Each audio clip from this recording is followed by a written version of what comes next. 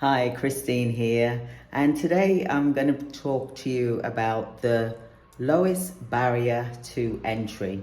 Now, a lot of people, when they go into a business, they want to reach for the stars straight away when they haven't really started at the ground level, understanding the very basics of providing a service as a business owner, because no matter what type of service you are providing, that is the fundamental standard that you need to understand and be able to master that.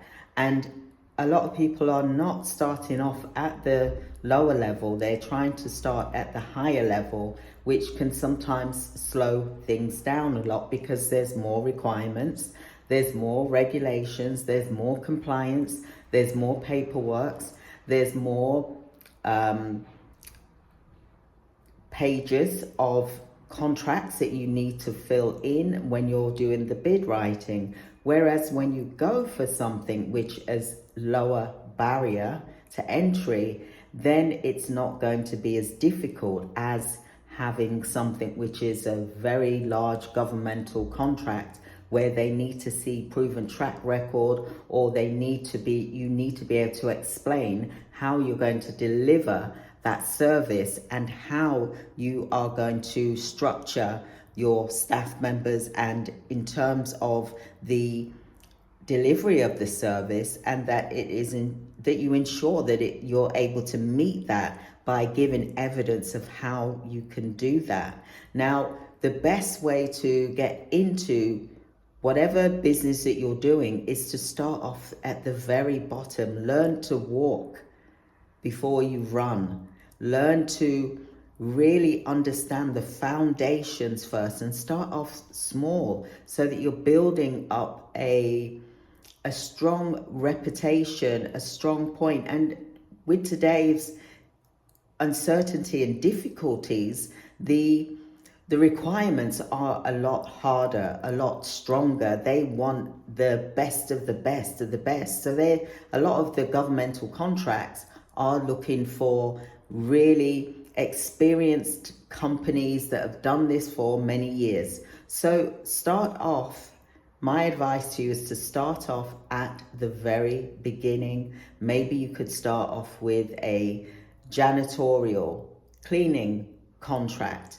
That is a lower barrier to entry, for example, where they're not going to request all of these documents from you and for you to then show evidence and to provide written information of how you're going to meet that particular contract and when it is going to be delivered and how it's going to be delivered and what standards and procedures and policies that you have in place to ensure that this will be done. What are your auditing methods? Because you will be audited when you're dealing with larger contracts, and sometimes those audits can be on a weekly basis, never mind every 6 months. It can be weekly, depending who it is that you've got the contract with, especially if it's a new one. They want to see how you are, how you're getting on with things. So don't put pressure on yourself. Start off small, get to know how it works so that you feel confident that you're going to be able to deliver. And what is most important here is that there's not many people that are going for the lower level contracts, for example, janitorial, for example, providing a food service, for example, cleaning, for example. There's so many smaller contracts, equipment, for example, providing equipment, for example. Those are the lower barrier to entry.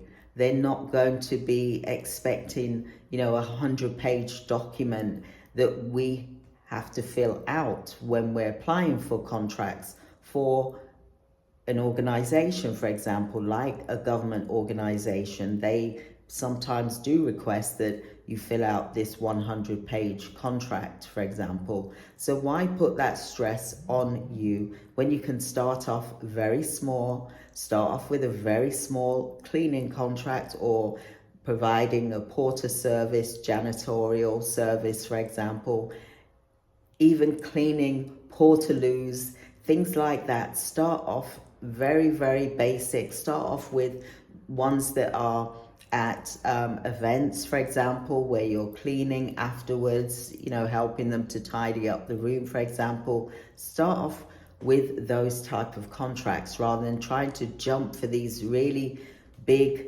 contracts that's hard work and causes a lot of stress and monitoring, as well as compliance and supervision. So that is going to create where you're going to need more team members to start off with in order to deliver that contract. So try and get a contract which is a lot smaller, that is not going to take up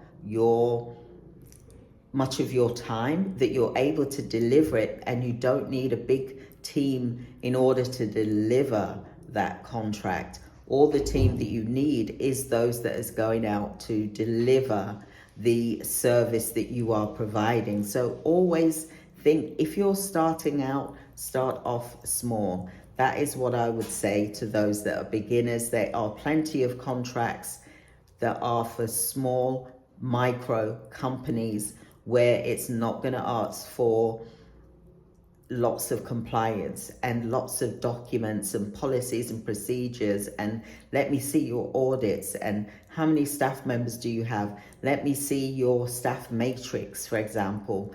You want to start off small. So this is my advice to you for today, is to, if you're looking at getting contracts, look for contracts, especially today, for example, that are for small micro companies, simple ones that are like cleaning contracts, janitorial services, for example. There's so many medical equipment, food services, for example, events. There's also where you're doing catering.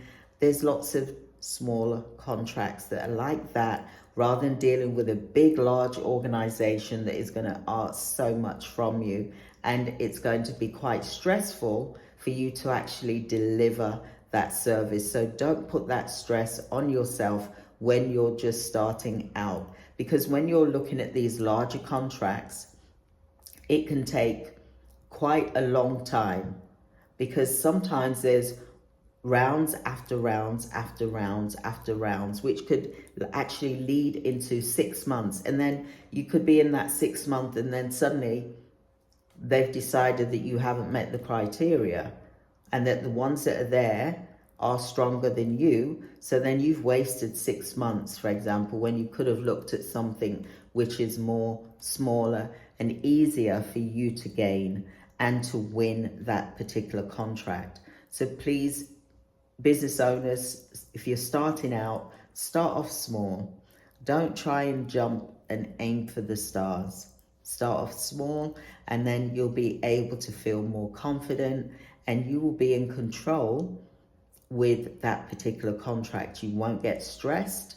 Your staff won't get stressed.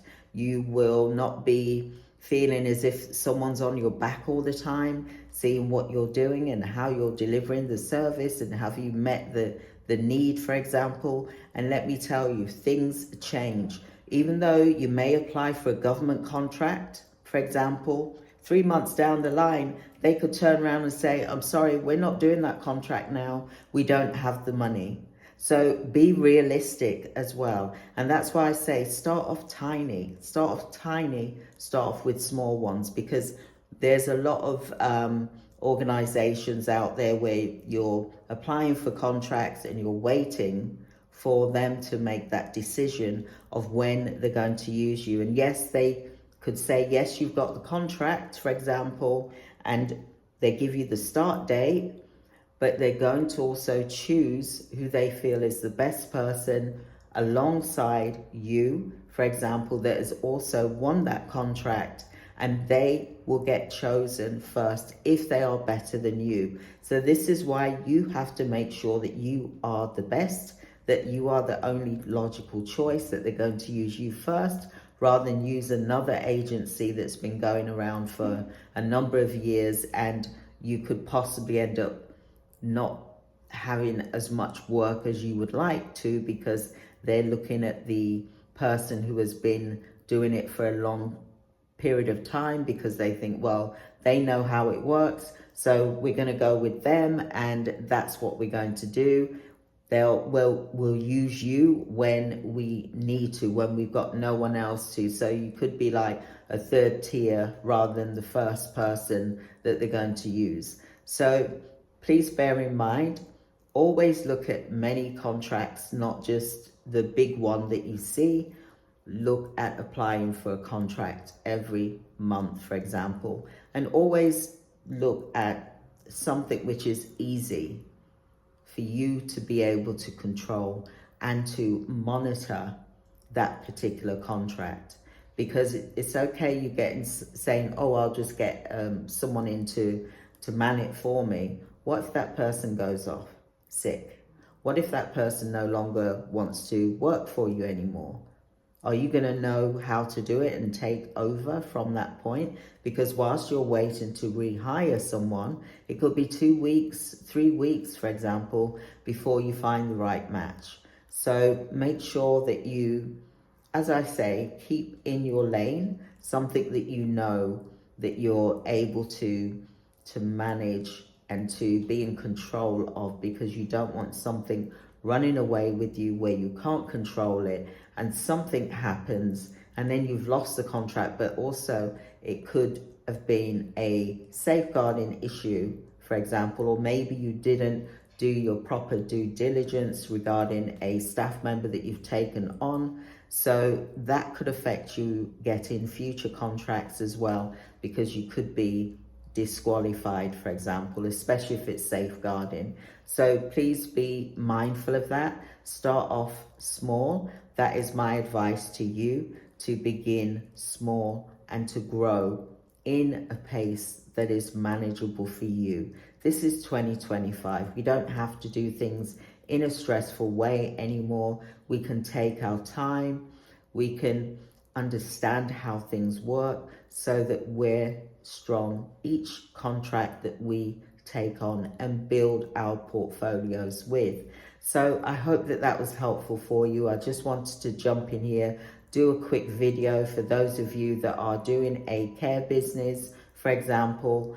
Look into the smaller contracts that are under 150,000, for example. Start with those first and look at the ones that are cleaning, because there's not many competitors out there. You don't want to all be jumping for the same contract.